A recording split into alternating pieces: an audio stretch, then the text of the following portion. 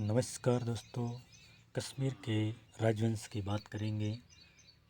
कश्मीर के अंदर 3 प्रमुख राजवंशों ने शासन किया। उसमें से पहला राजवंश था कारकोट वंश। कारकोट वंश की स्थापना हुई थी 7वीं सदी के अंदर और इस वंश के संस्थापक माने जाते हैं दुर्लभवर्धन। दुर्लभवर्धन बड़े प्रसिद्ध शासक थे। ये इस वंश के संस्थापक थे। इनके समय वहनसांग जो एक चीनी यात्री था, इसने कश्मीर की यात्रा की थी। विशेष वर्णन नहीं है इनका, लेकिन ये 2-4 फैक्ट है जिनको आप अच्छी तरीके से पढ़ लें। दूसरे शासक थे दुर्लभक, जिन्होंने उपाधि धारण की थी प्रतापादित्य की। प्रतापादित्य इसकी उपाधि थी और इसी नाम से उन्होंने एक नगर की स्थापना की थी जिसका नाम था प्रतापपुर नगर। और अगले शासक थे ललितादित्य मुक्तापिंड। ये इस वंश के सबसे प्रसिद्ध शासक माने जाते हैं, बहुत प्रसिद्ध थे। और इन्होंने ही इस कश्मीर के अंदर जो प्रसिद्ध सूर्य मंदिर है, मार्तुंग मंदिर, इसका निर्माण भी इन्होंने करवाया था। और इस वंश के अंतिम राजा थे, वो थे जयापीड़ विन्यादित्य। ये इस वंश के अंतिम शासक हुआ करते थे और इन्होंने ही कन्नौज के प्रसिद्ध राजा वज्रायुध को युद्ध में हराया था। इसके बाद है अगला राजवंश कश्मीर का उत्पल राजवंश। कन्नौज वंश के अंदर 4 इम्पोर्टेंट शासक हुए जिन्होंने अपन एक एक पढ़ा। संस्थापक थे दुर्लभवर्धन और दूसरे राजा बने वो थे दुर्लभक।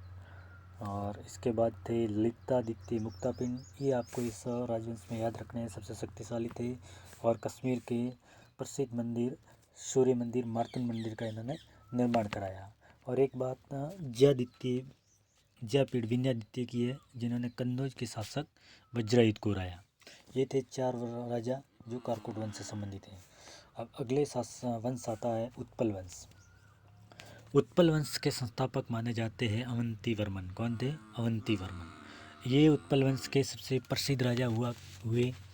इन्हें नहरों का निर्माण भी कश्मीर में कराया और अपने नाम के हिसाब से एक नगर की भी स्थापना की, अवंती नगर की इन्होंने स्थापना की थी।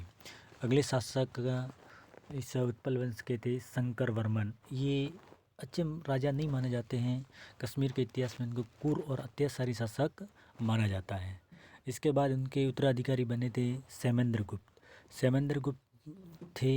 इन्होंने कश्मीर का एक दूसरा वंश था लोधार राजवंश की राजकुमारी से विवाह किया था, जिसका नाम था दीदा। ये भारतीय इतिहास और कश्मीर के इतिहास में एक प्रसिद्ध महिला शासिका बनी, जिसका महिला शासिकाओं में विशेष रूप से नाम लिया जाता है।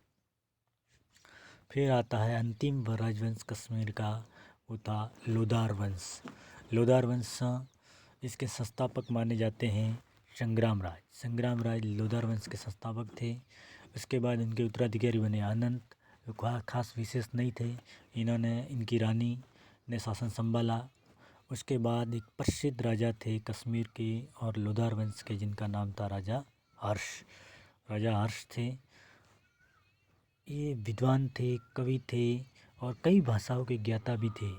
लेकिन इसके अंदर एक उनकी बुरी आदत थी, वो थे क्रूर और अत्याचारी राजा थे। ये प्रजा से बलपूर्वक कर वसूला करते थे, ज़बरदस्ती प्रजा से कर लिया करते थे, जिससे जनता उनसे परेशान रहते थे। हर्ष को कश्मीर का नीरो भी कहा जाता है। ये इम्पोर्टेंट सवाल है, आप अच्छे से पढ़ लेवे। हर्ष को कश्मीर का नीरो, इसीलिए ये बलपूर्वक प्रजा से कर लेते थे। तो उनके समय उच्चल और सुच्चल 2 भाई थे जिन्होंने विद्रोह किया था हर्ष के विरुद्ध। हर्ष का आप पहले से कल्याण को जानते होंगे। ये हर्ष के दरबारी कवि थे जिन्होंने राजतरंगिणी लिखी थी। ये हर्ष के बारे में ही आप लोधार वंश को पढ़ो तो इसमें सिर्फ राजा हर्ष को ही पढ़ना, ज़्यादातर इनसे ही सवाल पूछे जाते हैं। अगला और अंतिम राजा थे लोधार वंश का जय सिंह। इस वंश का अंतिम शासक माना जाता है और जो कल्याण की राजतरंगिणी है उसके अंदर जय सिंह तंग का ही वर्णन मिलता है। ये था दोस्तों कश्मीर के राजवंशों के बारे में कुछ विशेष जानकारी। ये बहुत अच्छी जानकारी, आप इसको अच्छे से ध्यान से पढ़ लें तो आपकी परीक्षा में फ़ायदा होगा। धन्यवाद।